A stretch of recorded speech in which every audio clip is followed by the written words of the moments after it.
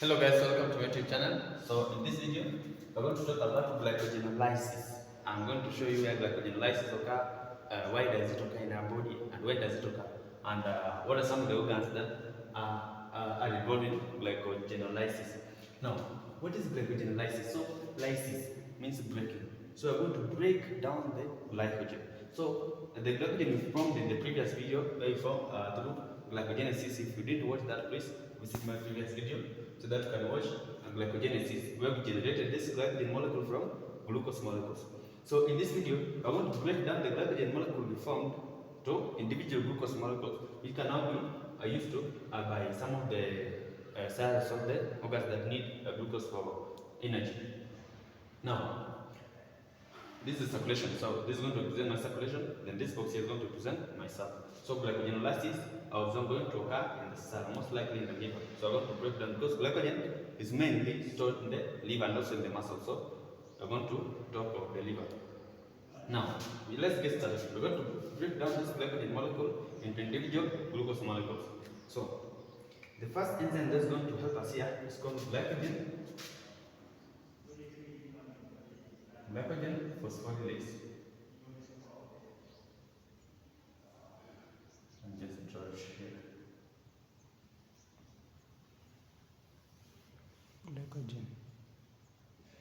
Glycogen phosphorylase.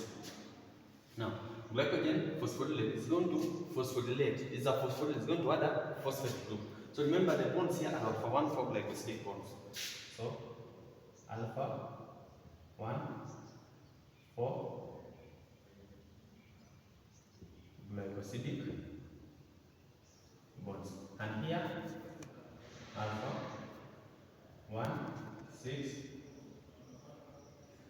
glycosidic bonds. Alright. Glycogen phosphorylate is going to add a phosphate group. It's going to insert a phosphate group at this alpha 1 for glycosidic bond. So whenever it inserts a phosphate group, we are going to break this bond here, the alpha 1 for glycosidic bond. So this enzyme is going to add a phosphate group. So let's start with this one. We're going to add a phosphate group. Yeah. Until 4 glucose molecules before alpha 1 6 glycosidic bond. So mark this case. See this. It's going to add a phosphate group until. So you know this is alpha 1 6 glycosidic bond. So it's going to add phosphate group, to me it's going to break the alpha 1 4 glycosidic bonds until the 4th glucose molecule before alpha 1 6 glycosidic bond. Now, this is alpha 1 6 glycosidic bond. Let's see. 1, 2, 3, 4. It's going to stop there. So it's going to insert a phosphate group here, a phosphate group here, and a phosphate group here. So it's going to break off these 3 glucose molecules. So what are the names of these ones? These are called glucose 1 phosphate. So we are going to have 3 molecules of glucose 1 phosphate. Then it's going to stop there. There's another enzyme that's going to come into play, guys. This enzyme is called the branching enzyme.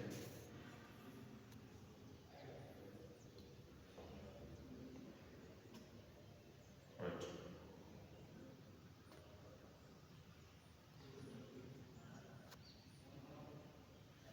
This enzyme called the branching enzyme. So remember we used the branching enzyme in glycogenesis when we were generating the glucose molecules. So we now have the branching enzyme. So this branching enzyme.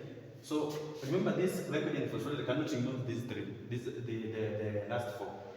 So the branching enzyme is going to come and break off only 3. It's not going to break all of them. It's only going to break the 3. So whenever it breaks these 3, it's going to add them on top of another chain that has not been touched. So let me show you this one. So this is going to move this top 3 to 4. So they are glucose 1 phosphate molecules. Then the branching enzyme comes and take off these 3, add them on top. So it's going to add them here. 1, 2, 3. Alright. Alright. So have this one. After adding those ones, then again it comes and breaks the alpha 1 6 glycosidic bond. So when it breaks that, we have glucose molecule. It's now not called glucose 1 phosphate because we've not phosphorylated it. So you have a glucose So whenever we break the 4, we get one glucose molecule. So this is already in a form that can be used by the body. So, but these ones must go through other processes. Then, after breaking that chain, glycogen phosphorylase again comes. Break these one until alpha 1,6 glycosidic bond. Alpha until 4 molecules, and only 4 glucose molecules before alpha 1,6 glycosidic bond. So it's going to again come and break all these ones. Then 1, 2, 3, 4 until there. Then it stops working. So producing more glucose 1-phosphate molecules. Now, the branching enzyme comes into play. Takes these 3, add them on top. You see that? So it's going to take the 3, add them on top. So 1, 2, 3. Then it again comes and breaks the alpha 1,6 glycosidic bond. So this is a glucose molecule. It doesn't have a phosphate. So another glucose molecule. So this process is going to proceed that way to break the entire glycogen molecule to form individual glucose molecules. Now, that process is going to go that way. So you know everything there. So you know the enzymes, glycogen phosphorylase and the branching enzyme. This one phosphorylase, this one takes or carries those 3 glucose molecules into another chain. This one just to carry and put on top. Because this one can't break the alpha 1,6 glycosidic bond. So the main aim is to generate glucose. We have glucose molecules here. But remember, there are more glucose 1-phosphate molecules than glucose molecules. So we must convert these glucose 1-phosphate molecules into a form which is glucose. Now, glucose 1-phosphate is going to be converted to glucose 6-phosphate. So we have glucose 6-phosphate. By which enzyme? Phosphoglucomutase. So this enzyme is going to be called phosphoglucomutase. This enzyme is going to convert the formed glucose 1-phosphate molecules into glucose 6-phosphate molecules. Remember, these ones are many, more than even the glucose molecules, and this is what we need. So they are going to be converted into glucose 6-phosphate. Glucose 6-phosphate molecules, we still don't have the glucose yet because it still has a phosphate group attached to it at position 6. So it has 1, 2, 3, 4, 5, 6, and a phosphate group. This one was 1, 2, 3, 4, 5, 6 at position 1. This glucose 6-phosphate cannot leave the cell via this receptor. So it's going to come into smooth endoplasmic reticulum specifically. So we're going to get into smooth endoplasmic reticulum via T1 receptors. These are T2. Inside the smooth endoplasmic reticulum, there's an enzyme called glucose 6-phosphatase. This enzyme is going to break off the phosphate group from glucose 6-phosphate molecule so that you generate glucose. Glucose now comes and leaves the cell. We've taken away the mass phosphate. Right.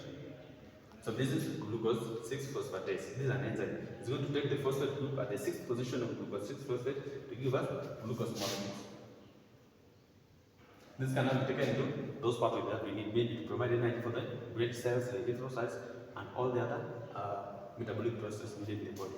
So remember, in my previous video about glycogenesis, I discussed some of the disorders related to glycogen. So the glycogen storage disease. I talked about the conquest disease.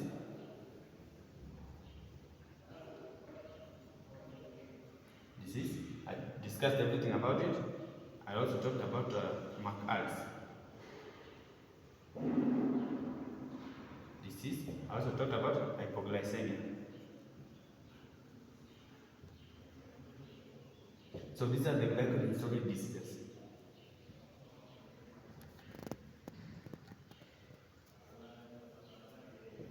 Now, if you want to know more about them, visit my previous video and you get to know how they occur in our body. So thank you so much guys for being in touch with me, keeping your eyes on this video all this long, and make sure you subscribe to my YouTube channel for more videos, like, and please comment to that video.